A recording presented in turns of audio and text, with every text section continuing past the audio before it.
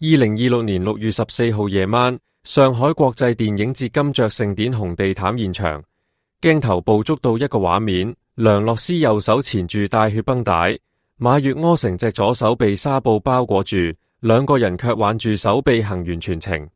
現場記者影到相之後，第一反應係出事啦！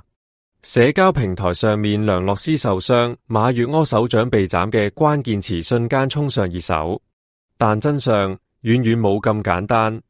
呢對從來唔公開戀情嘅情侶，揀咗一種所有人都冇諗到嘅方式，將關係攤喺所有人面前。當晚8點，梁洛施同馬月柯同時出現喺紅地毯入口。梁洛施着黑色西裝套裝，頭髮全部梳到腦後，冇任何飾品。馬月柯紮住小辮，耳仔上面有耳釘，黑色西裝入面係銀色亮片恤衫。兩個人由落車開始就挽住手臂，冇鬆開過。梁洛施嘴角有笑容，馬月柯望住佢嘅時候，眼神入面冇望鏡頭嗰種表情，但所有人嘅注意力都被佢哋手上嘅繃帶吸引咗。梁洛施右手纏住紗布，上面有血跡；馬月柯更加誇張，左手掌全部被包裹住，手指露喺外面，紗布上面都有紅色痕跡。記者衝上前問：你哋受傷咗？梁洛施冇回答，只係笑咗一下。馬月柯將隻手往袋入面一插，講咗句：呢個係宣傳。後嚟梁洛施喺社交平台發咗一條動態，配圖就係兩個人喺紅地毯上面嘅合照，文字淨係一句：重生2 6月20號全國上映。手上嘅血係電影道具，繃帶係片方安排嘅宣傳設計，但比繃帶更加令人留意嘅係馬月柯左手中指上面嗰隻戒指，燈光打上去，反光光到刺眼。了解戒指含義嘅人都知道，男人左手中指戴戒指，代表嘅係訂婚或者已有伴侶。呢個唔係暗示，呢個係明示。梁洛施同馬月柯嘅關係唔係由紅地毯呢一日先開始嘅。2025年6月，有網民喺北京某條街上面影到兩個人，當時落緊雨，馬月柯撐住遮面一直往梁洛施嗰邊傾斜，佢自己半邊膊頭係濕嘅。兩個人拖住手，冇戴口罩，冇戴帽，就咁樣行喺路上。同年10月，另一組相片流出，地點係後海一間 N 店。梁洛施着住牛仔外套，面上冇化妝，馬月柯坐喺佢對面，筷子一直喺度喐，佢喺度幫佢碗入面夾餸。兩個人低頭講嘢，梁洛施喺度笑，馬月柯都喺度笑，冇保鏢，冇助理，冇包場，就係兩個人，一碗老煮，一張台。呢個同梁洛施上一段感情嘅畫風完全唔同。梁洛施嘅上一段公開戀情對象係李澤楷，香港富商李嘉誠嘅仔。嗰段關係入面有直升機，有藍鑽，有傳媒跟蹤，有協議，有3個仔，冇婚禮。2009年，梁洛施為李澤楷生咗大仔李長治。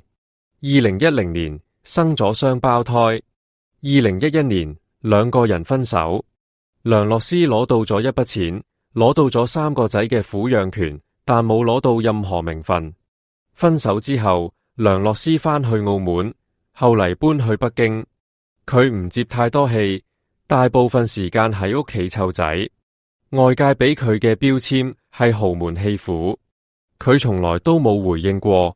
但佢講過一句說話，後嚟被人翻出嚟，我想活得有底氣。呢句說話喺遇到馬月柯之後有咗答案。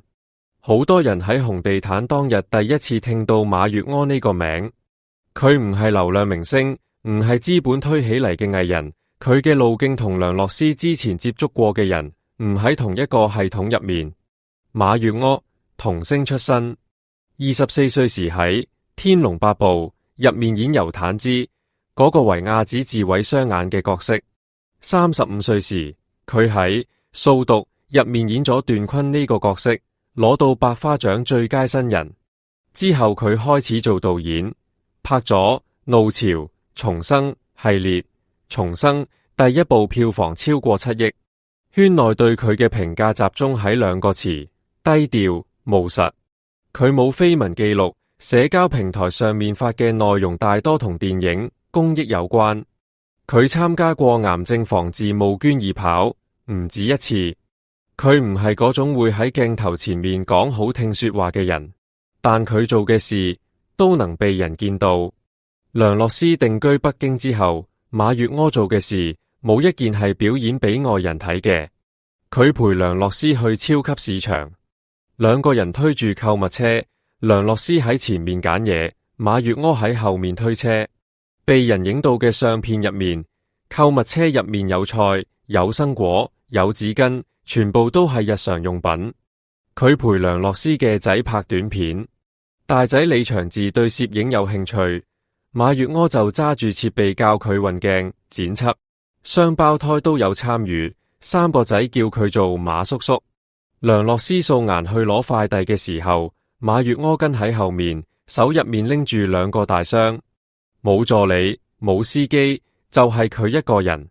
呢啲事冇上過熱搜，因為冇人影到。偶爾被人影到1-2次，亦因為畫面太普通，冇傳播價值。但梁洛施自己知道，佢後嚟喺一次訪問入面講咗一段說話，冇提馬月柯嘅名，但所有人都知道佢喺度講邊個。我唔需要邊個俾我啲咩，我只需要有人喺我身邊做普通嘅事。梁洛施同馬月柯能行到公開呢一步，三個仔嘅態度係關鍵。大仔李祥治2025年已經16歲，佢同梁洛施講過一句說話，後嚟被梁洛施喺直播入面提到：媽咪，你成日喺屋企，唔如出去認識新朋友。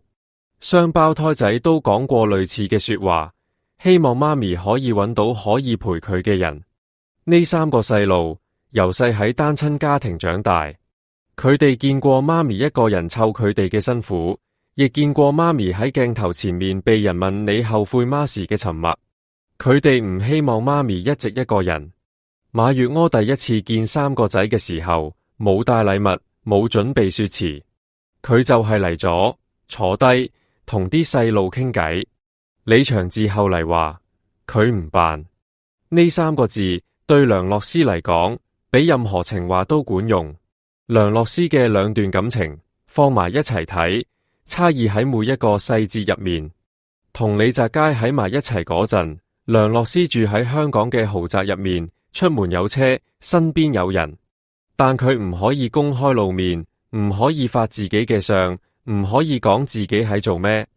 佢生咗3個仔，但仔女嘅老豆喺公開場合從來都唔提佢個名。同馬月柯喺埋一齊嗰陣，梁洛施住喺北京嘅普通屋苑入面，出門搭地鐵買菜自己揀，但佢可以發動態，可以被人影到，可以喺紅地毯上面挽住對方嘅手臂，唔使避。一種係有物質冇公開，一種係冇物質但有在場。梁洛施揀咗後者，唔係因為佢唔在乎物質，佢在乎。但佢更加在乎嘅係呢個人再唔喺度，能唔能被人見到，能唔能喺人問你男朋友係邊個嘅時候，佢可以講出名。2026年嘅梁洛施接戲頻率比5年前少咗好多，佢大部分時間喺北京湊仔，偶爾去片場睇馬月柯拍戲。佢嘅狀態同幾年前相比有一個變化，佢唔再回避鏡頭啦。以前被人影到，佢會低頭快行；而家被人影到，佢會停低打個招呼。馬月柯嘅電影《重生2》上映之前，梁洛施喺社交平台發咗一張相，2個人坐喺餐桌前面，台上面有4個餸、1支水、2對筷子，配文淨係4個字：佢煮嘅飯。呢條動態冇提電影，冇提紅地毯，冇提戒指。但評論區全部都喺度講同一句說話，佢笑咗。係嘅，佢笑咗，唔係喺鏡頭前面嗰種笑，係眼神入面有嘢嗰種笑。梁洛施今年38歲，佢12歲當模特兒，16歲簽英皇，19歲生仔，22歲分手，25歲消失喺公眾視野入面，38歲重新出現喺紅地毯上面。佢呢一路冇靠過任何人，同李澤楷喺埋一齊嗰陣冇靠，分手之後都冇靠，而家同馬月柯喺埋一齊，佢都冇靠。佢靠嘅係自己嘅判斷，佢認定咗就行，唔理外界點樣講，唔理對方有冇錢，有冇名，有冇流量。馬月柯手上嗰隻戒指唔係俾外人睇嘅，係俾佢嘅。而佢手上嗰條帶血嘅繃帶亦唔係真係受傷，係佢願意同呢個人企喺一齊，用任何方式。呢件事嘅本質只有一個，梁洛施唔再需要豪門嚟定義自己。佢有3個仔，有一個願意陪佢食老煮嘅人，有一部要上映嘅電影，呢個就夠啦。好啦，以上係本期嘅內容。如果你鍾意我哋嘅節目，歡迎訂閱、點讚、轉發，多謝大家嘅支持。